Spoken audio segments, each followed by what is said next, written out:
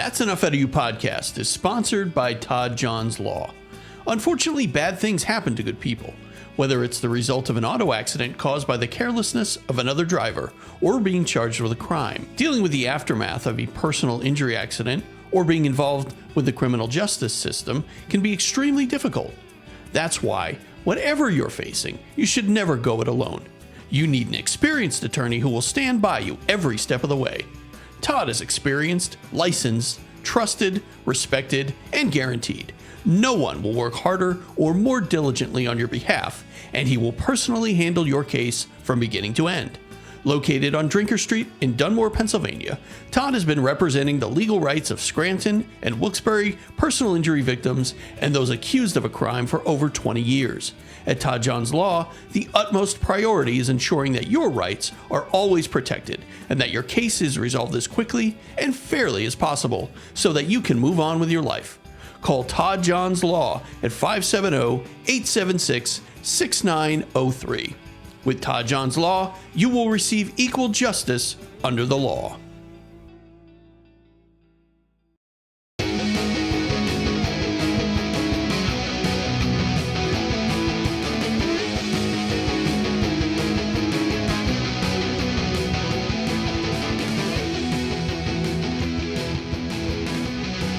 People need to know that their podcast host isn't a crook. Well, I'm not a crook. My co-host might be, but I'm not. I'm Bill Rader. I'm the host of That's Enough Out of You. And my co-host is Sean Kane, who joins me as well. Sean, what's going on, buddy? Hey, buddy. Yeah, it's a little debatable on whether I'm a crook or not, but, you know, it's all right, buddy. Well, I don't know. I've heard some things, Sean. I don't know. Well, remember, Billy, what you hear, buddy. Not always the truth. Sometimes it is, sometimes it's not. And then we have a special guest with us today. He is making a triumphant return to That's Enough Out of You, and that's Alex Robinson. How's it going? Aroo! Thanks for having me back, fellas. There we go. That's a much better impression than mine. You even added the Aru. Well, I had years to model on, so it was helpful. All right. So Alex, before we get started, you are a podcaster extraordinaire, I would say. Would you agree with that? I agree. It is what you would say. All right. You are the host or a co-host of a number of different podcasts. We've got Star Wars Minute, which is going on now with Rise of Skywalker. Mm-hmm. And how's that going? It's going good. I'm a little behind on that one. I gotta get caught up. I think I'm probably way behind at this point. I think the last week that I heard was with Tony Consiglio, which I think was one of the first weeks. So I really need to get caught up. Yeah, well, we've been chugging along. I don't know how familiar people are with the film, but it was somewhat divisive in the fan community, and that continues in our podcast. I was not a fan of the film. Pete the Retailer alleges that he loves the film, so it makes for some interesting conversation. And it is always interesting because it's not a boring movie, that's for sure. No. So there's always plenty of stuff to talk about. Yeah, I think when I saw it, I liked it initially, and then I think it's one of those things where probably like with the prequels, where the first time you see it, you're okay, and then you realize, wow, some of the things they did in that movie were just ridiculous. And I don't know, I probably talked myself out of liking it, but I don't know. Sean, what did you like Rise of Skywalker? You know what, Bill? Exactly what you just said. When I first watched it, the first time, I thought it was pretty good, and then, you know, as I thought about it and everything, I'm like, yeah, some of the stuff they did, and over the years, it just, you know, no. Now, if you ask my opinion, no, I don't think it was good. Yeah, I think just like making Rey a Palpatine was, I don't know, just not. I think that they just went a little too far with that. I don't think that was necessary. But there was a lot of questionable questionable choices. I'll say, absolutely. All right, then Godfather Minute, which is you're in the middle of Godfather Part 2 at this point, which has been going on a while. You and Andy. your brother. This is true. Mm-hmm. Yep. And then you have a new podcast. Why don't you tell us a little bit about that? Yes, because Pete the Retailer and I just decided we weren't doing enough podcasts. We decided to not add another podcast to our regiment, which is called Who Died with Pete and Alex. And every week we look at, we highlight some of the figures who went to the great beyond of the given week. So, or sometimes people who died this week in history and so on. So it's fun. Gives us an excuse to kind of learn about a lot of different people. Yeah. It's pretty cool. I mean, and you know, it's one you'll never run out of shows to do with that. And I guess the last episode will be our the last hour. It'll be announcing our deaths on the show, so that'll be appropriate. Maybe we'll do that one. Sean and I'll do. Yeah, we can do that one. Guest artist coming in this week. We should pre-record our own episodes announcing our own deaths. That way we can do our own obituaries. Yeah, maybe. That's not too morbid. All right. And then also Alex is an artist. He is I don't know, what would you call yourself? Are you a graphic artist or? I still use the term cartoonist. Cartoonist. I haven't really done comics for a while. I still think of myself as a cartoonist first and foremost. Sorry, the dog's barking because there's a dog walking outside somewhere in the town. So my dog has to let everyone know he's the boss. They have the nerve to do that, right? Those pesky dogs walking by. My dog does that all the time.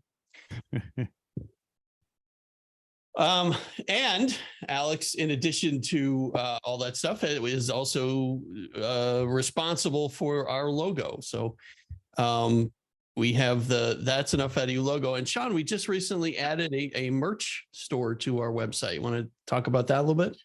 Yeah, we have a merchandise store up there. We have shirts, cups, hoodies, and we can pretty much put anything is requested of us, whatever you guys want. You can find it on our website on the top of the menu. Just go to store and pick out what you like. And if there's something on there, something not on there that you want, just send us a message and we'll get it on there. That's service. It is. We try to please. We aim to please. That's right. And I think Sean and I have been talking because right now, Alex, we only have, the one logo that you did for us, but we're thinking about adding to our repertoire of designs here. So we may be in touch with you about something else. All right. I'll be waiting. All right. So, Alex, you're a bit of a Richard Nixon buff, are you not? You know quite a bit about guilty as charged.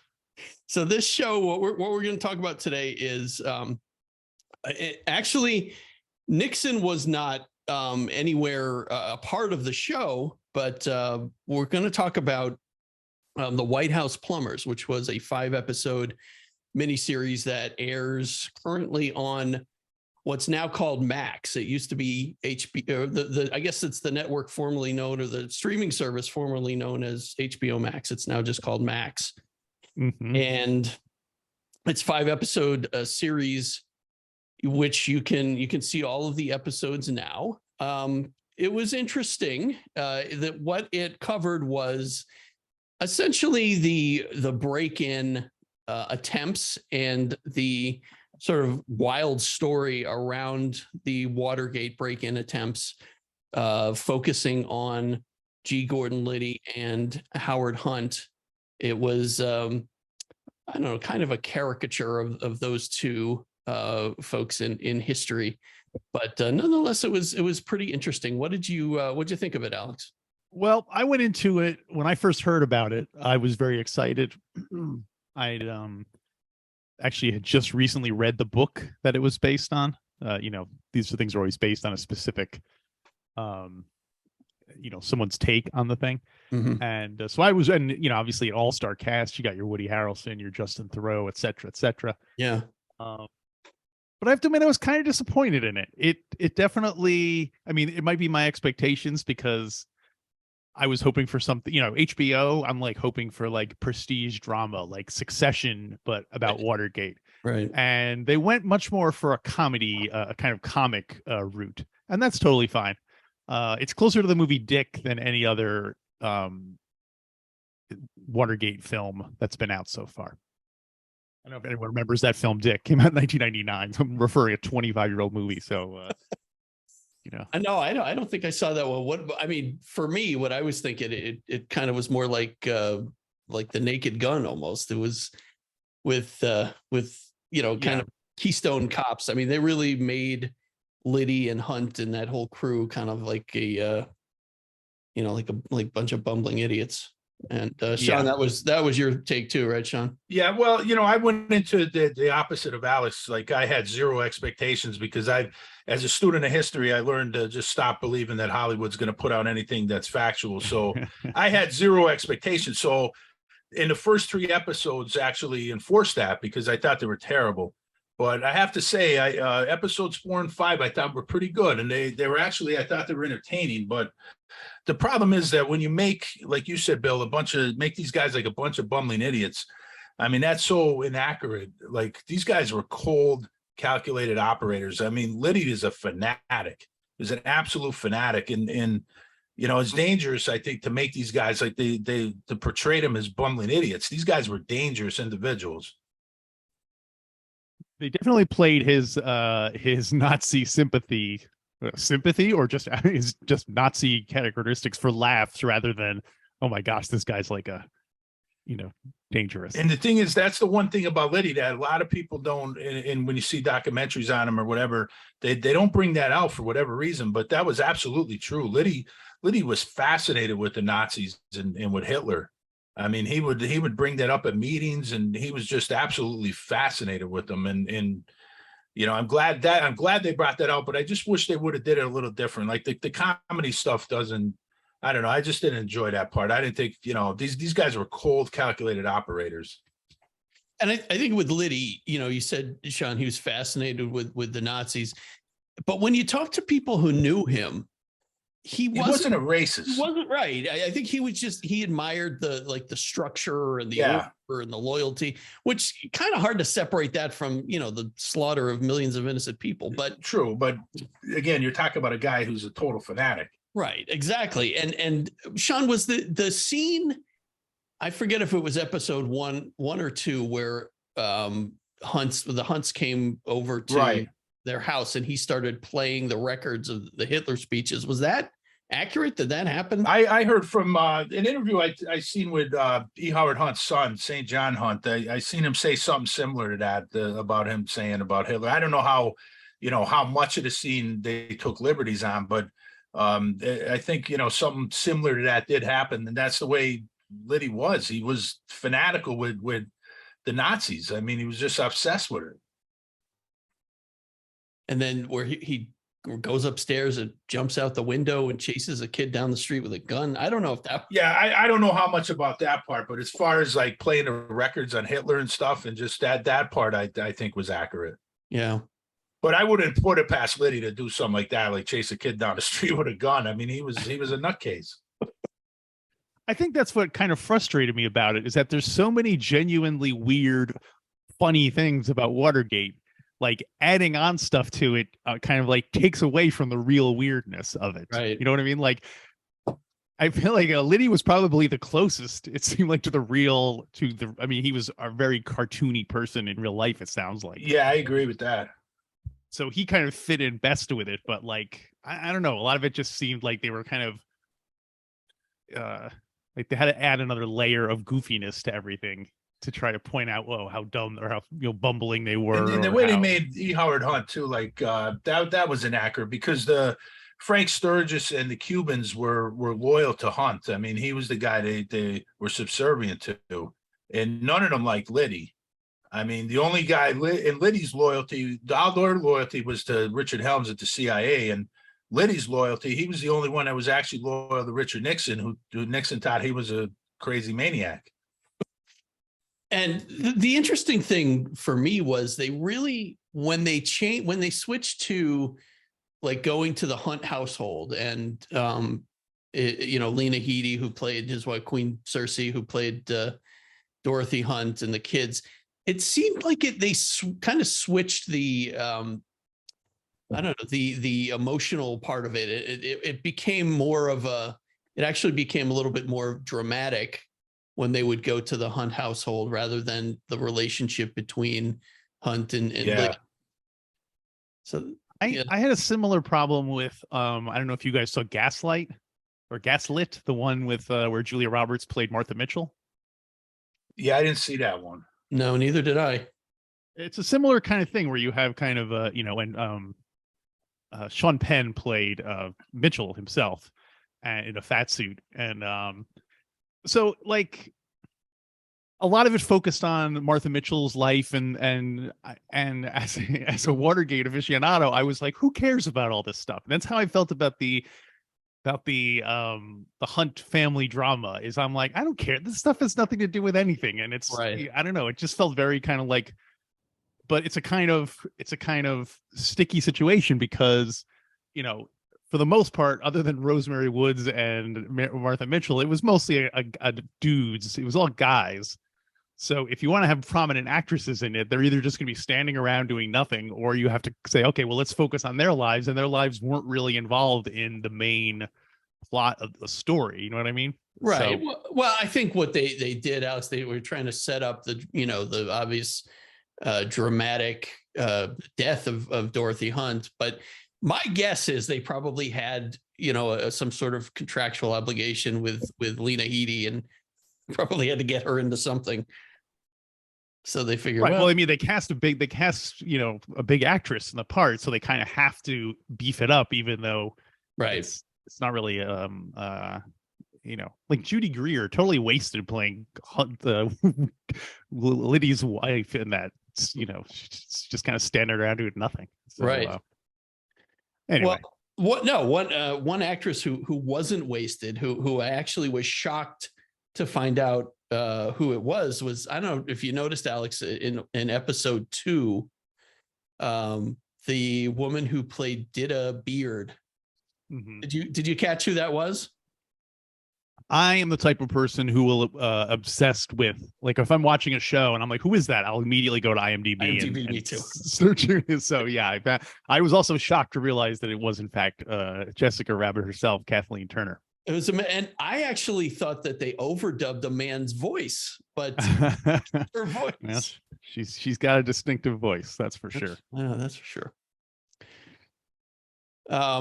But yeah, I think there were a lot of things that, most people don't realize that there were multiple attempts to break into Watergate. That was accurate. I mean, the fact that they showed that there were multiple attempts and, and the tape and all that. Yeah. And that this was a series of events too. I mean, it was, they broke into to Daniel Ellsberg's psychiatrist. I mean, there was a series of dirty tactics that these guys were doing. Yeah. But again, it was kind of like glossed over as like screwball wacky antics, like equating it with putting LSD in Castro's food, or that kind of those kind of more like Liddy's more far-fetched plans, like kidnapping Democratic delegates and sending them to Mexico or whatever the other gemstones were. Right, that was that whole list that he said. Yeah. Justin Theroux actually memorized that entire monologue, which is amazing. He did it in one take. I can't figure out who Justin Theroux. I mean, I'm guessing he watched a lot of Liddy, recordings and stuff. But his vocal mannerisms, is it like Kevin Kline? There's something about him that it felt like he was impersonating another famous voice or actor or whatever. But maybe it's just me. Yeah, no, I think you're right. He did. He definitely did sort of a caricature version of Liddy's voice. And, Liddy had a radio show for years, right? So yeah, he did. He got into acting too. That's right. He was on MacGyver. He was on an episode of MacGyver. He was on Miami Vice. Yeah, Miami Vice. Oh man. But there was a companion podcast. I don't know if you guys listened to that, but it provided some pretty cool insight into some of the scenes. Actually, Alex, you'll appreciate this. I assume that you saw All the President's Men. Yes. So are you familiar with the connection between the two scenes, between the movie and the show? Do you know what to tell you? I mean, I don't get where you're driving at, but so tell me. All right. So Yeah, obviously they both focus on Watergate, so it's hard to know where you're what. Anyway, tell me. So there's a particular scene in All the President's Men. It's early on in the movie where Robert Redford, who plays Bob Woodward, calls Howard Hunt. Mm-hmm. And he says, Howard Hunt, this is Bob Woodward from the Washington Post.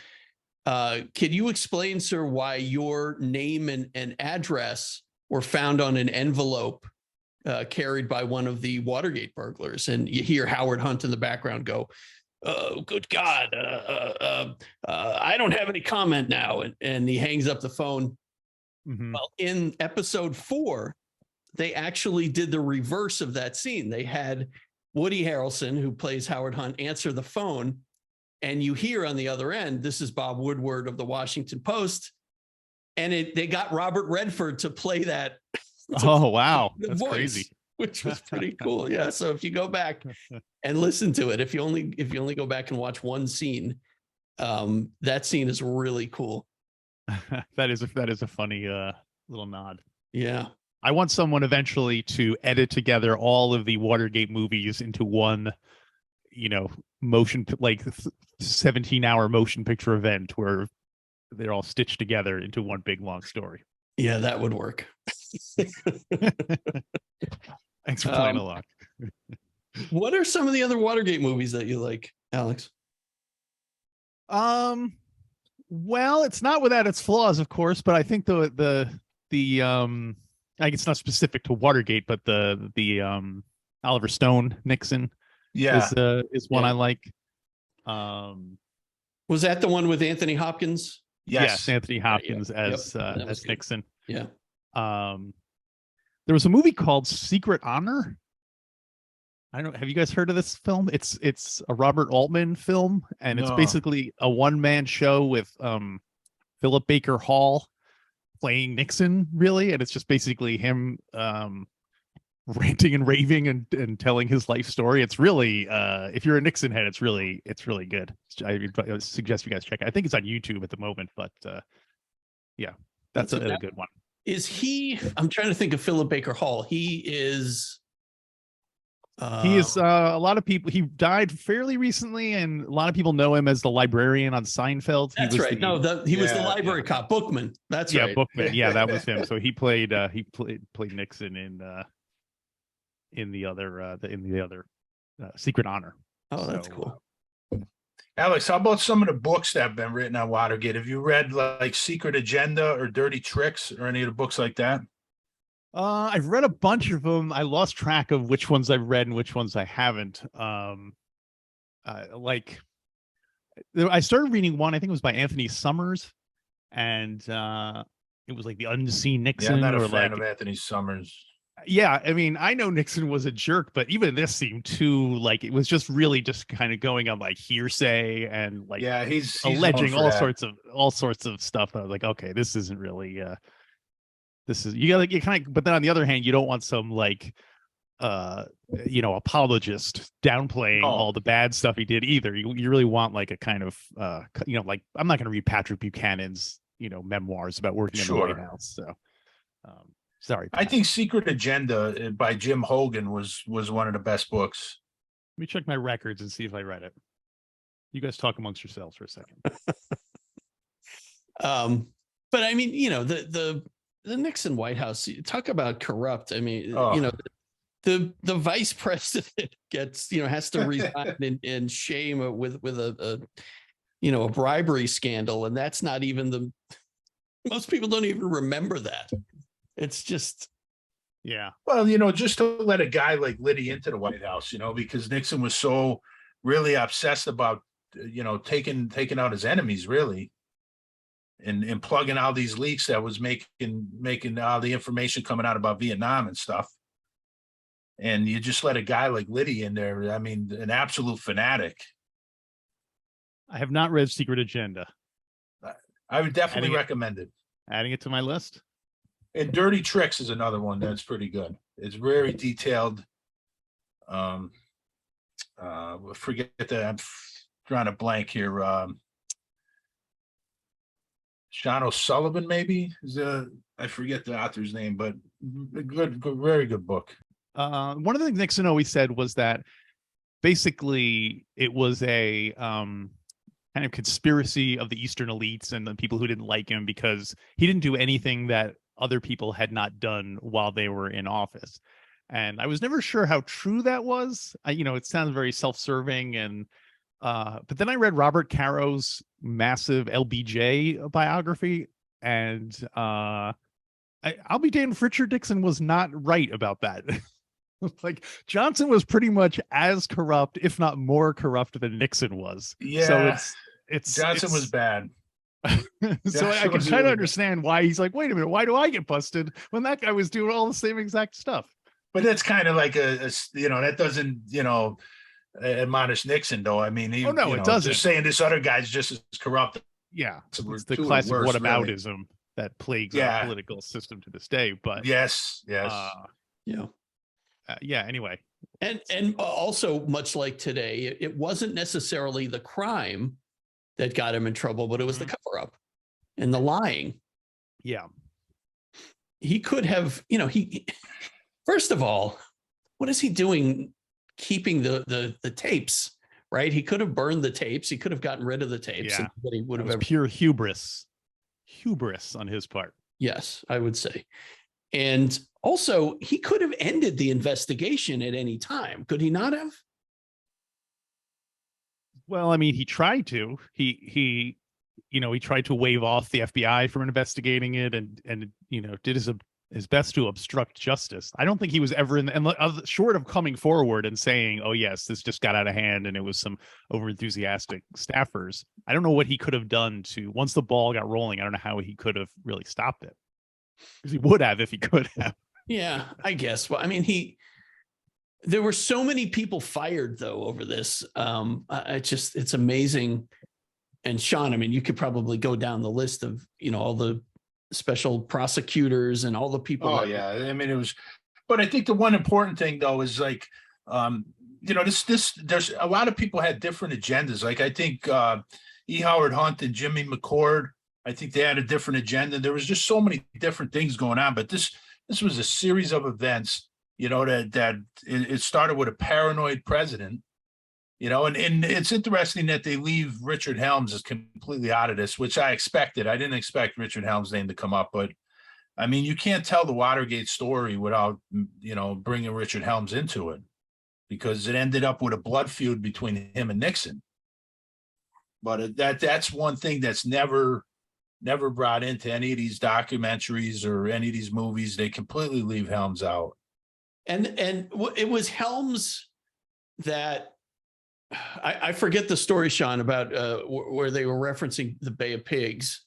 Yeah, that was Nixon was talking to Haldeman, and he said to tell Helms that the whole Bay of Pigs thing is going to blow up in his face, and that was a reference. Haldeman said that was a reference to the Kennedy assassination, that Nixon was basically threatening Helms, saying, "Hey, I know you were involved with the Kennedy assassination, and it'll come out if you don't get the FBI off my back," basically.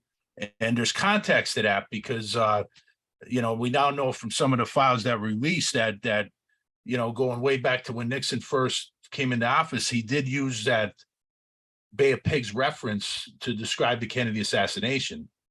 So when he says that threat to Haldeman to tell Helms, he is referring to the Kennedy assassination. So that was a nasty threat to Richard Helms. But again, all this is going to be left out. They're not going to bring any of this into any of these movies. I don't know if this is part of what you're referring to, but there was a podcast I listened to. I was just searching for it on Spotify and I could not find it, so I cannot identify it by name. The podcaster had written a book that was basically, and I don't know what the line is between conspiracy theories and like legitimate, history. But this guy's thing was that the whole reason for the Watergate break-in was not to, like, the whole bugging of the DNC offices was a kind of weak excuse. Like, what it's still weird. It's still not clear exactly what they were looking for or why they did it. Such a like the other targets would have been much more valuable if they were going to start bugging people. Right, And that's true. This person's thing was that the whole thing was basically a cover because Hunt was there as a CIA operative, and he went to one of the other offices in the complex, and that was the real target. He did something with that, either I don't know, put equipment there or whatever, under the cover of the Watergate investigation. Yeah, see, that's what I'm kind of referring to. I think Hunt, like when they say ex-CIA, it's not like a country club where you pay by the month. Like Hunt, I don't think Hunt ever really retired. I think he was always working for Richard Helms, and I think he had a different agenda. Yeah, and that Mullen Corporation that they started working for was basically a kind of CIA, like, oh, if you're ex-CIA, now you go work for the Mullen Corporation. Exactly. It's like its own, like, and you still run like Black Ops. You're still involved in operations. You're just you're not officially on the books anymore, basically. And Jim McCord, the same thing with him. I mean, Jim McCord was he worked for the Office of Security in the CIA, which is, you know, the deepest, darkest corner of the CIA. And you know, he had an agenda all his own. And the Cubans all worked for E. Howard Hunt. They were all loyal to Hunt. So whatever he told them to do, I mean, that's what I'm trying to say is I think there was a lot going on that Nixon probably didn't know about, that I think Helms was doing things through Hunt and McCord behind Nixon's back, but that's not to exclude anything that Richard Nixon did.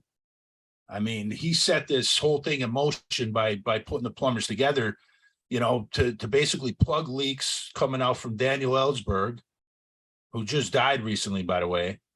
And another thing he was doing was to attack some of his enemies, like Ted Kennedy. They were going after Ted Kennedy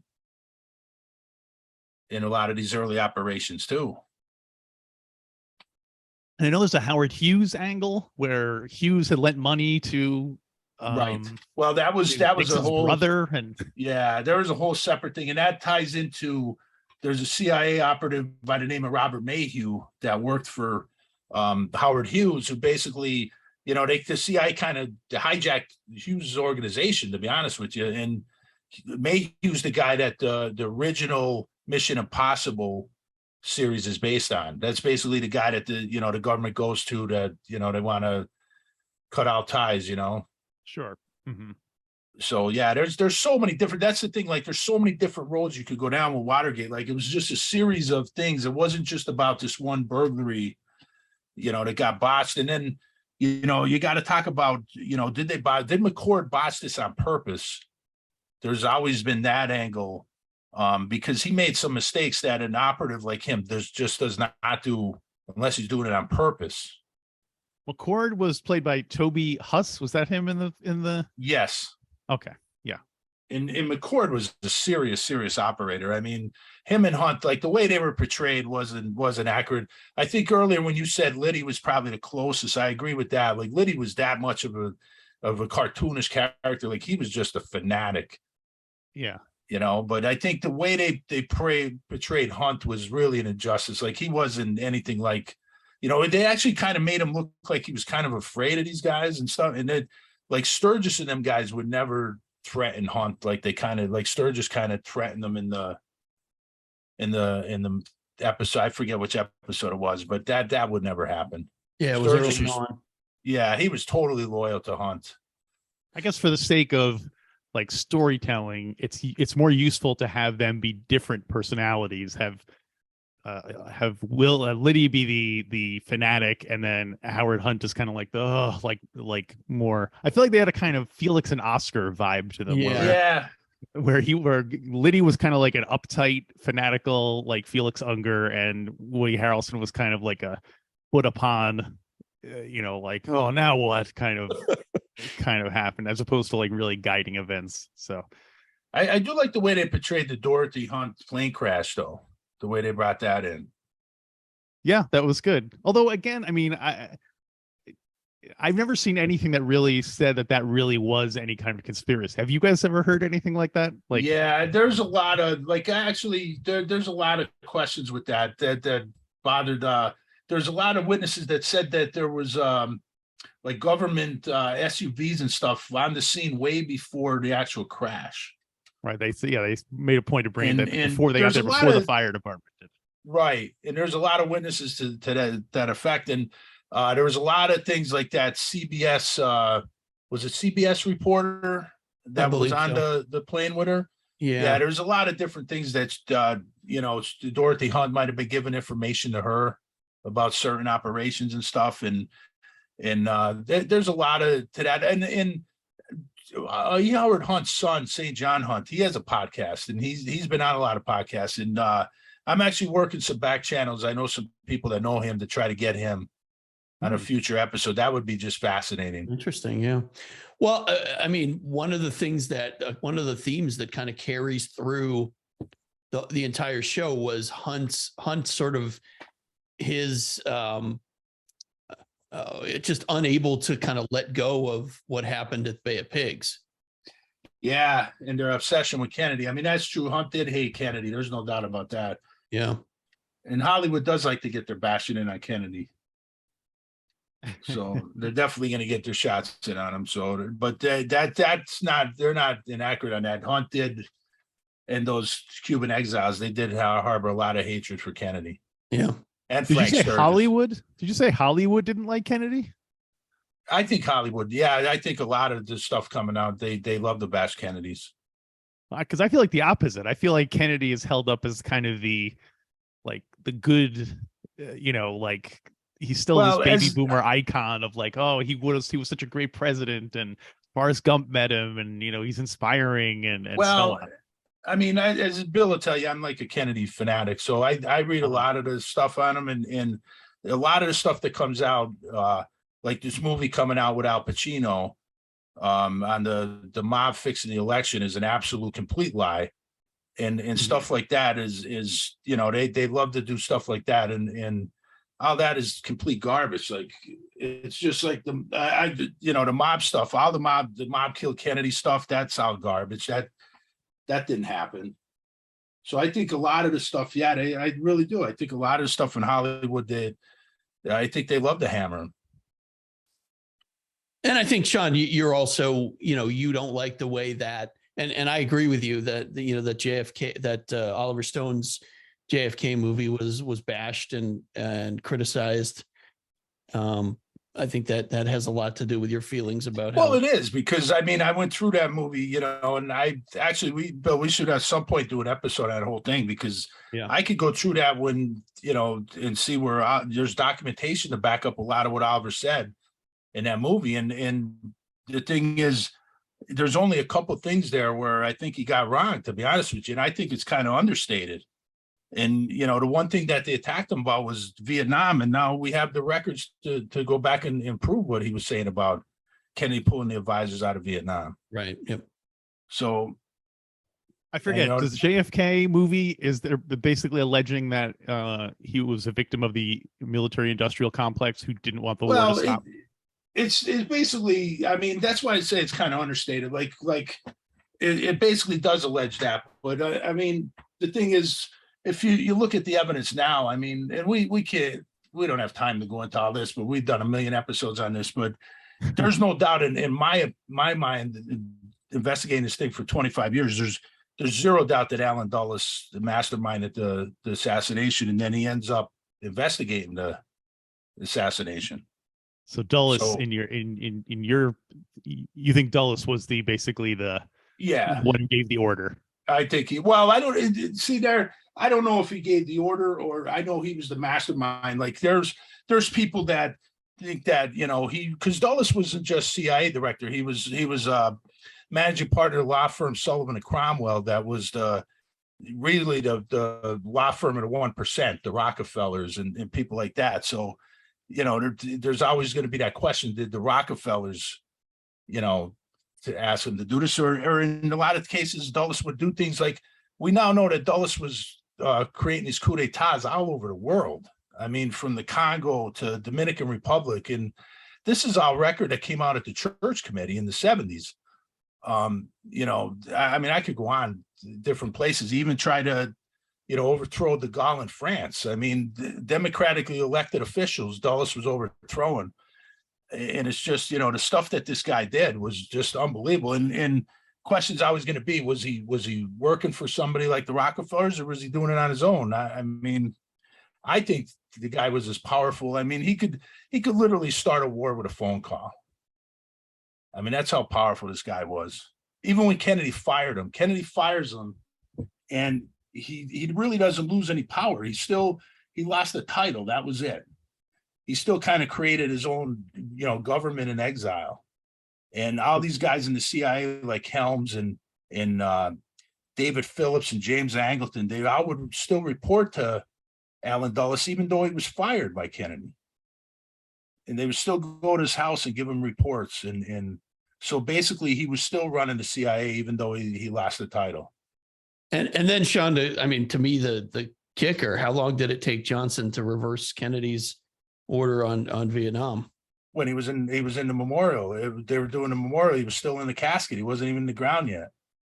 But that's not necessarily evidence that like Johnson was a very hawkish guy, so he would have wanted the war to go anyway. So that doesn't necessarily mean he was in fact, Alex, I don't think Johnson had anything to do with the assassination, except I think after the fact he covered it up. But I don't think, as far as planning, I don't think Johnson had anything to do with it.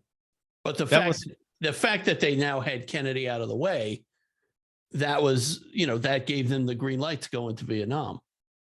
Well, there's no doubt about that, yeah. But that doesn't necessarily mean that Johnson was planning the assassination. Like Johnson, right. Like everybody likes to say, like Johnson had a motive, the mob had a motive. Yeah, they had a motive, but that don't mean that they planned it. Like I never seen any evidence that Johnson planned anything. And they even tried to throw George Bush into it. I never seen any evidence that George Bush was involved in it, or even Nixon. He wasn't involved in it, but Nixon was smart enough to know that there was people in the CIA that were probably involved, because Nixon was vice president for Eisenhower when a lot of this stuff leading up to the Bay of Pigs was going on, including something called Operation 40, which was, an operation against Castro. So Nixon had a lot of knowledge prior to the Bay of Pigs of what was happening with Cuba and Castro. But there's never been any evidence that Nixon was involved. It's tantalizing to imagine that Nixon totally knew the CIA was basically behind Watergate, but he couldn't say anything about it, because then, he would get, I don't know. I think that's kind of a fascinating thing too, especially Nixon, who was so aware that, or thought of himself as being like, being kept down by big, fancy pants rich people, and now suddenly here he was getting hounded out of office by powerful forces. Well, it's interesting that Nixon always had that feeling about it when he was actually created by rich people. I mean, the Rockefellers had a lot to do with Nixon's career. Yeah, but he was like a pawn. He was. Yeah, but he was just, his personality was just like, he was paranoid. Yeah, like go ahead. Did you guys listen to that Slow Burn podcast? The one about Watergate? Yeah. I don't remember, it was in there or some podcast about Nixon. Someone said, like, if Nixon had been good at football, U.S. history would have been totally different, because Nixon would have wanted to play football above anything else, and he would not have gotten involved in politics if he had lived out his dream of becoming even a college football player. So I like that. Yeah, I hard to disagree with that. And you look at look at how long it took for him to resign, even after, there was just clear evidence that he had, he was involved in all of this. He was covering it up. There were the tapes where it was just very, very damning, and clearly, there was going to be an impeachment. And what's interesting is, although he was definitely driven, he did at some point realize that it was time to go. Right. I think when what was it? Was it Goldwater that went to him and said, all right, Mr. President, it's time to resign. This is, there's nowhere else to go from here. He had the sense to realize that he was backed into a corner. There was nothing he could do. That's what's so fascinating to me is the fact that in some ancient time in American history, people would put the like Republicans came to Nixon and said, you know what, we're not going to support you anymore. Right. It was the good of the country over the good of the party. Well, I mean, in a sense, you could say it was really the good of the party, even for the Republicans, because True. I'm sure to them, it's like Nixon is unpopular. Us Right. standing by this sinking ship is not going to do us any good. Yeah. So, but even that level of like, seems like today nowadays, it's hard to imagine any politician voting against party lines in an impeachment. That's true. Right. I think an interesting podcast episode would be like, who's more corrupt though, Nixon or Johnson? That would be That's the thing. Could you get any? Who would you use to judge? Because everyone has their own axes to grind, So well, that's true. That's the problem with a lot of this. You got to try to take the political aspect out of it. It's hard to do. Yeah, a lot of times. Yeah, I guess every history you're looking at it through the lens of your own, sure, cultural bias or whatever. So, was there anyone else in the show that you thought was good or not especially good? Oh, I like that there were four. We didn't talk about the guy who who kind of came out of Watergate as a star, right? Watergate made John Dean a star. Yeah, that's true. Yeah. Snitches get contracts. Yeah. And he was played by Dom. I don't even know how to pronounce his name. Domhnall Gleeson, who was in he was in the sequel trilogy as Hux, right? Which wasn't. Yeah, there were 4 Star Wars actors in this film. I was delighted to see. All right, so we know Gleeson, we know Woody Harrelson. Who else? The guy who played, I forget who he played. I gotta look. David Pasquisi. He played James Jesus Angleton. I don't know sure who he was. Yeah. Anyway, he played he was in the Book of Boba Fett series, and then also, of course, Justin Theroux was the Master Codebreaker in The Last Jedi. He only had one shot in the entire. He was only in that one scene. Right. Canto Bite. He was the one they were trying to find. So that's right. I totally forgot about him. I always think. I always think of what's his name is the Master Codebreaker. The Del Toro. Benicio del Toro. But no, you're right. Justin Theroux. Yeah. That's right. Angleton was the chief of counterintelligence for the CIA. He was another one that, he was only in this for that short time period. But if you're really going to do this whole thing justice, him and Helm should have been in it a lot more than that. But there were certain avenues they weren't going to go down, and it was only 5 episodes, so I get it kind of.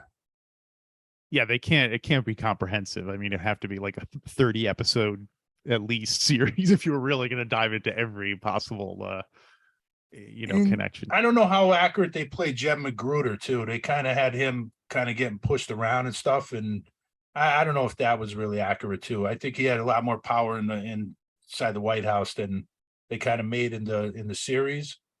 Although he probably was afraid of Liddy. I mean, I think everybody in there was. I mean, he definitely seemed like a guy with nothing to lose, nothing to, no social contract holding him back. He would. I think that last scene in when Liddy was in prison, I thought that was just, unbelievable scene when he's going off about Hitler and the prisoners are cheering him. I mean, who knows if that really happened, but man, he was a fanatic. And then, of course, the aftermath of Watergate, there was just so much. I mean, first of all, Gerald Ford ends up as president of the United States. Here's a guy who never even got elected as vice president. And he ends up as president of the United States. Just an amazing story there. Yeah, he didn't win a single. He never won a single election. Right. I mean, he became vice president when Agnew resigned. Do you guys think there was a deal that when they appointed Ford with the understanding that he would pardon Nixon? Yeah, I think so. I believe there was. Yeah. Yeah. And of course, Ford left a total mess when Jimmy Carter comes in. Right. Do you think do you buy his agreement? And I don't know why current events may have made me think of this. Do you buy his agreement that pardoning Nixon was good for the country because it could finally, people could just forget about it and just move forward about taking care of inflation and stuff? No, I don't buy it. I don't buy it. Nixon was the only guy that didn't go to jail in this whole mess. Right. I at least think that part of the pardon should have involved him admitting guilt. You know what I mean? Exactly. Like, which was not a factor in it. So he could go to his grave basically saying, you know. And there's a lot of people that say that if Nixon did pay the price, if he did go to prison for what he did, that politicians today would be a lot more careful about what they do and the laws that they break and the things, the obstructing justice. I don't necessarily agree with that. I think there's, it's interesting though. Yeah, it is. It's an interesting thought. I just don't agree with it. In some sense, it's basically like you're counting on the foxes to govern their own hen house. You know what I mean? Like, we're putting politicians in charge of whether politicians go to jail or not. So of course they're going to say no, that they're going to vote themselves raises and they're going to vote that they shouldn't go to jail. Right. Exactly. But I think that, the point is that they're thinking, well, geez, if the president of the United States could go to jail or former president of the United States could go to jail, anybody can. And I'd better be careful. But I think of course, it all depends on who we're talking about. There are certain politicians today who, and I'm not limiting it to one, but there are many politicians who just feel like they're above the law. They don't have accountability. And I'm sure this is nothing new. This has been going on for years and years and years. And I think until someone is finally held accountable, it's just going to continue, and it'll probably continue, even beyond that. It's as Michael Corleone said, we're all a part of the same hypocrisy. Right. I mean, and there's never been a time where politicians were not corrupt. This is some dream fantasy that back in olden times, people were, politicians were noble, and that's never been a, when the more you delve into history, the more you realize, that's always been the case, and most likely will always be the case. Just like it's limiting it as much as you can, I guess, is the goal. And there's a really good podcast, and I know I piss off a lot of people every time I say this name, but Rachel Maddow does a really good podcast called Deja News, and it focuses on events from the past that seem to be ripped from today's headlines, but they are just things that have happened before that are happening again, that just really seem unbelievable that we could be repeating history the way we do. Oh, that's The Mysteries of Watergate. That was the podcast I listened to, where the guy was talking about that Watergate was basically a CIA cover. It was a CIA operation ultimately, but with the cover of, we're trying to get intelligence for creep. I think the CIA was running operations inside the Plumbers unit, but I think, some of this still was Nixon's operations too. I think there was a lot of different agendas going on here. So do you think Nixon specifically said break into the Watergate? I don't know. I don't. I think he gave these guys. I don't know the answer to that question, but I think he gave these guys reins to do. He gave them specific targets. Like Ellsberg was one, Teddy Kennedy was another, and he went after. He told them to go after them, basically, by any means necessary. He'd go attack them. Right. And I don't know how much, I don't know the answer to that question. I don't know. O'Brien's office, like why they were bugging O'Brien's office when he was actually using, I think, the office he had down in Florida more.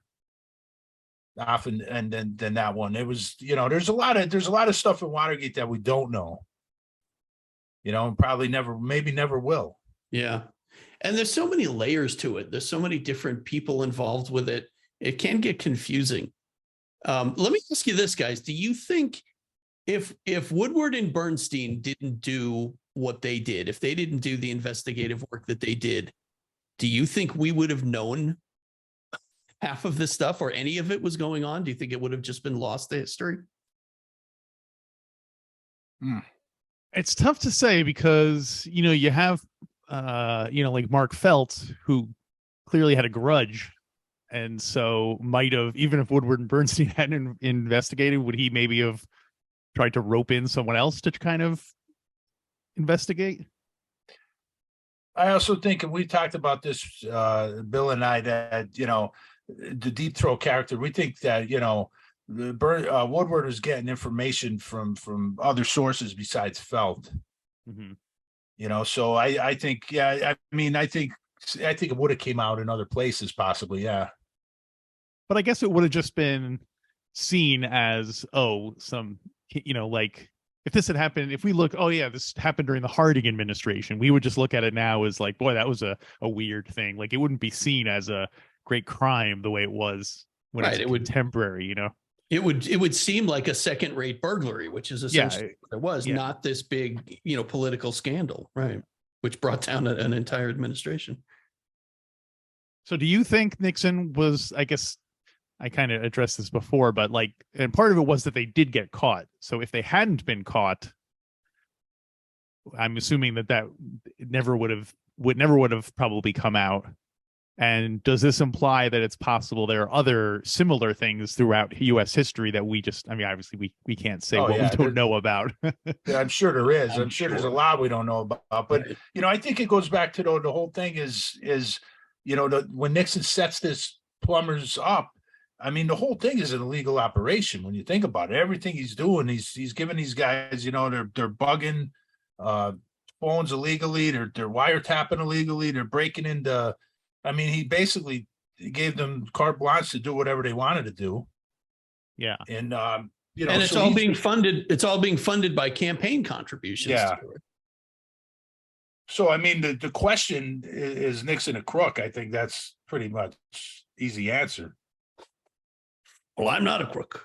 I love the fact that Nixon's famous "I am not a crook" thing is not even about Watergate. It's about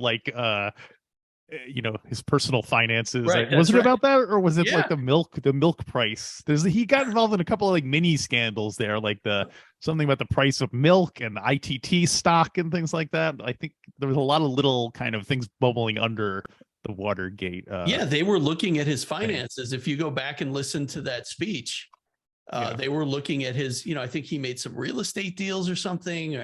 I forget exactly what it was, but that speech, he was talking about his financial doings. And you're right. That was I don't even think that, obviously I don't know if any of this would come to light if not for the whole investigation, but it's funny though because even, obviously the famous Checkers speech, that was a similar theme of people were always accusing Nixon of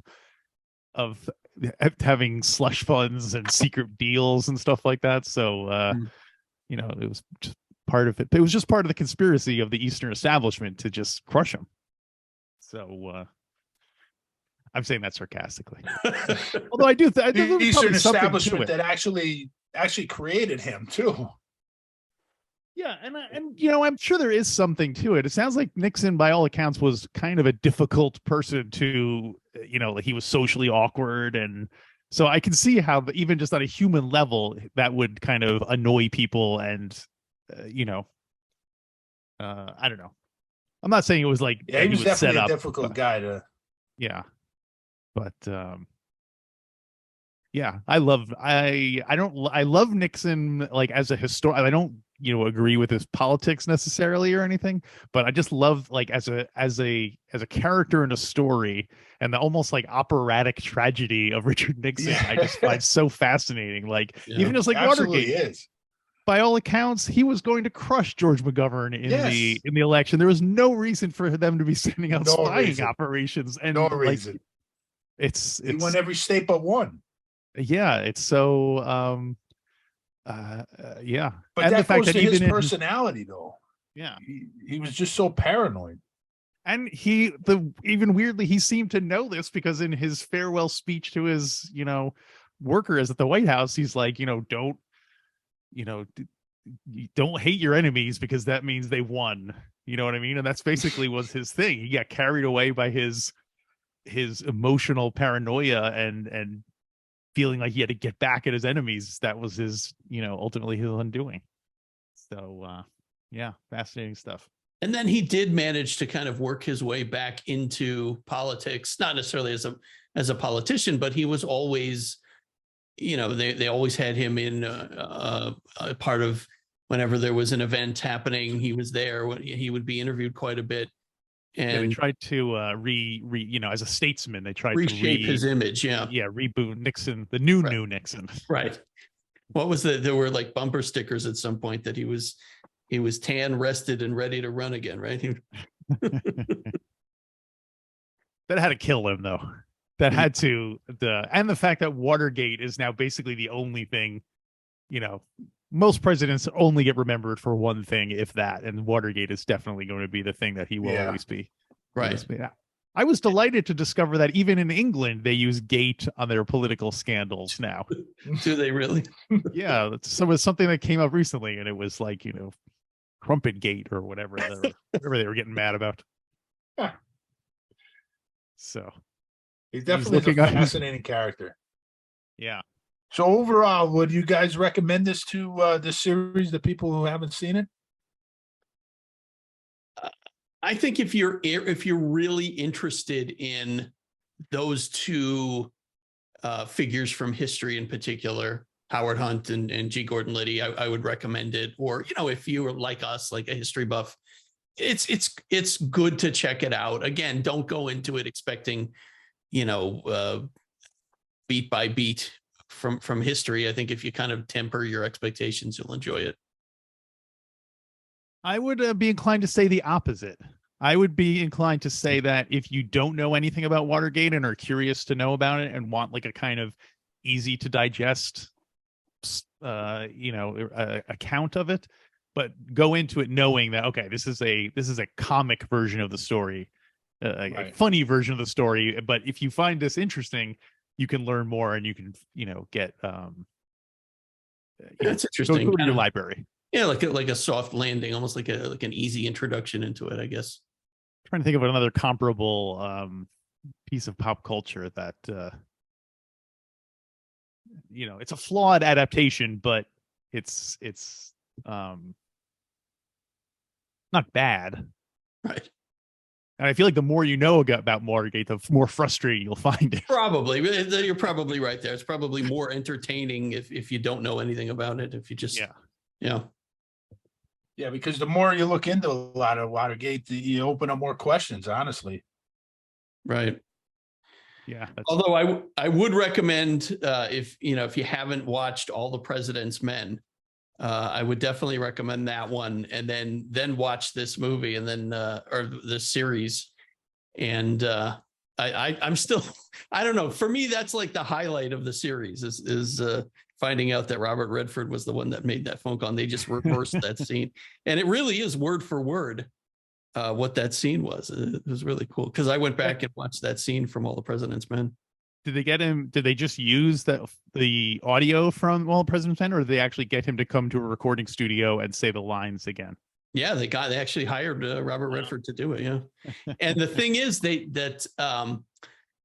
I forget when they. I think it was. I forget what because I know they said this in the companion podcast that Woody Harrelson's not talking to anybody on the phone when he's doing the scene, but I think he found out later on that they actually, and he was thrilled by that as the writers who coincidentally are Pete and Alex. Weird. Yeah. They were thrilled too by this, the creators and writers of this series. Did you And guys also, watch? I'd recommend the movie that Alex brought up earlier, with Nixon by Oliver Stone. I think, even though it's not focused completely on Watergate, I think I think it was a pretty fair portrait of Nixon, to be honest with you. I would agree. And Did then you what guys- about Frost Nixon? Frost Nixon. Yeah. Right. I like that one. I thought that was really good. Yeah, that was really good. Yeah, well, that one too. Yeah. It's been a while though since I've seen that. I can't remember when it came out, but that was a good movie. Yeah, it's probably been 15 years or something. Yeah. Did you guys see The Post? Yeah, I didn't like it. What was I no, I didn't see it. The Post is basically, it's almost like a prequel to All the President's Men, because it's about the Washington Post deciding whether to publish the Pentagon Papers and the whole legal battle about the Pentagon Papers. Interesting. Yeah, I brought that up, Bill, on one of our episodes. Oh, that did was you? one of Hank's. Yeah, the thing is, Oh, that should that's have been right. more about Daniel Ellsberg. Yeah. And that was my big problem with that. And like Ellsberg, I mean, he's the guy that leaked all that. He was working for the Rand Corporation, which was another CIA, NSA kind of front corporation, and he leaked the Pentagon Papers, and that was one of the main targets, that Nixon sent the plumbers after. And that's why they broke into Ellsberg's psychiatrist's office. And part of the reason they were so worried about the plumbers, because the plumbers knew about that, and if that came out, that would be Right. bad. So But- they had to really, My about big that. problem with the Post is that they make, like, Katharine Graham is the heroine of the story, and she kind of supported the Vietnam War the whole time when Johnson was there. Mhm. And then, with Nixon, all of a sudden she did, she's like anti-war, this and that. But I mean, she supported with her articles all through Johnson's administration. Yeah, I agree that Ellsberg is the better story. Yes, exactly. And he's the key to the whole thing on the Pentagon Papers. And like I said earlier, he just recently passed away. But he's a fascinating Coincidence? character in history. Yeah, I saw a list when we were actually discussing Daniel Ellsberg on a recent episode of Who Died, and I saw an article that listed the top 5 whistleblowers in American history, Mhm. and I think he was like number 3. Wow, who was above him? Do you I think remember? Mark Felt was number 1 as Deep Throat, and I don't remember who number 2 was. But obviously, we in the past, the digital era, we've had a couple of very prominent leaking cases that have Right. come up. Sure. Yeah. And then just to tie off, Sean, the Dirty Tricks, that book that you mentioned earlier on, that was written by Shane O'Sullivan. Shane O'Sullivan. Okay, I said Sean O'Sullivan. Yeah, Shane O'Sullivan. And then I don't know if it's the same book with a different title or if it's a different book, but there's also the Watergate Burglars. Is that by Sullivan? By Sullivan. It's got the Yeah, same I cover. think that's a different book, Billy. He wrote a couple books on it. Okay. But All right. Dirty Tricks is good. It's really well documented, and a lot of detail in that. But I would say Secret Agenda, though, is my favorite. Jim Hogan, I think, did a tremendous job, and he's still alive. He does some podcast interviews. He really did a lot of work on Watergate, and I think he's one of the best authors on Watergate, in my opinion. I'll have to check that out. Exciting. Yeah, it's really written, really good. Do you guys trust, if you read it, like say there's a book about Watergate that came out in 1980, is it worth reading, or do you think we've learned so much more? That's a since great then question. That's a that great you're like- question. Yeah. Yeah, because a lot of them could be outdated and stuff, but Secret Agenda was written that long ago, to be honest with you, and there is some things now that's updated, but I think he did an updated version of it. Okay. So when you go to check it out, check out the updated version. But yeah, that's a good question, because there's so much information that's come out since then. Yeah. Yeah. And that's the risk in doing a movie or a show or a book that close to a historical event, is it could become outdated very quickly. It's like Yeah. the line between journalism and history. Right. At what point does it? Right. Yeah, that was when I first time I saw All the President's Men. Actually, I was kind of disappointed in it because it kind of ends before the story really gets going. Yeah, You know, yeah. Yeah, right. so and I could see how as a piece of journalism at the time, it was probably very cool because you're seeing something that everyone was familiar with, everyone knew kind of what the outcome was, and now you're getting to kind of see one aspect of it. But now from here, I'm like, oh, Nixon's not even in the movie. I want to, what? Well, and I had similar thoughts about this series too. There was no, I mean, there really wasn't even a much of a mention of Nixon. Obviously, talking about being loyal to Nixon, but there wasn't much with regard to him in it. There was no mention, which was funny. There was no mention of Spiro Agnew, anything that happened with him. Just very, very focused on these two characters. Some other Nixons I've enjoyed in the cinema are Kevin Spacey played Nixon in something. I think it was like Nixon. There was two. I don't remember that. I think there was 2 movies about Nixon meeting Elvis.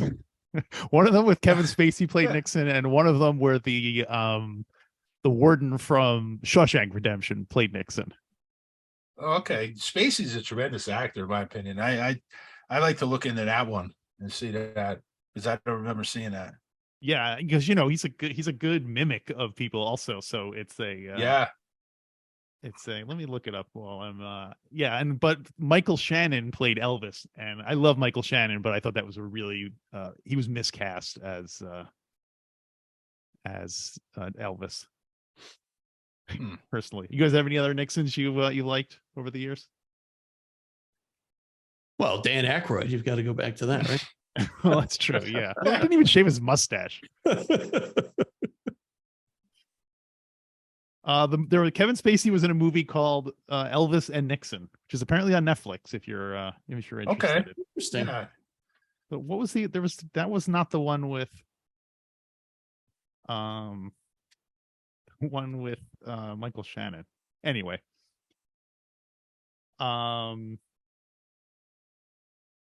yeah. So that's it. I have no more. I can't think of any other. Well, the movie Dick. You guys, neither of you have seen it. It's No. I definitely recommend checking it out. It's kind of like a more lighthearted comedy version of it, and Dan Hedaya plays Nixon. And, it has a lot of funny actors in small parts. Like I think Will Ferrell plays either Woodward or Bernstein. I don't remember, but worth checking out if you're a Nixon. If you're a Nixon fan, kind of tongue-in-cheek version of it. Yeah. Cool. All right, we'll check it out. Well, I think we have mined all of our Watergate and Richard Nixon commentary for today. So this was a great conversation, though. Alex, really appreciate you joining us. Oh, I love getting. I don't get a chance to talk about Nixon very often, so I'm glad I could be here. Yeah, we'll have to have you back. We've done a couple of Watergate episodes, and we did one on the Spiro Agnew as well. But I'm sure as we kind of go back to the well quite often on this show for material, so we'll definitely do more, and we'll have you back. Awesome. You not sure if you remember this, but you've also committed to us for when we talk about Casino, which we will do at some point. So another movie I love. Yeah. And Alex, if you get a chance to read that book, Secret Agenda, let me know what you think of it. Oh yeah, I'm definitely putting it on my list. So okay, I'll track it down. Thanks for the tip. You got it, buddy. All right, everybody. Another great episode. Make sure you check out our website. That's enoughoutofyou.com, and go to our merchandise store. You can check out all of our merchandise with the logo that Alex drew for us. We've got what do we have? Mugs. We have T-shirts. We have hoodies. All kinds of stuff. And if you don't see it there, just let us know what you want. We'll get it for you. All right, Sean. All right, thanks, Alex. Good job. Thank you. Alex, Thanks for having me. Appreciate you coming on. Talk to you next time. All right, that's enough out of you. Good night, everybody.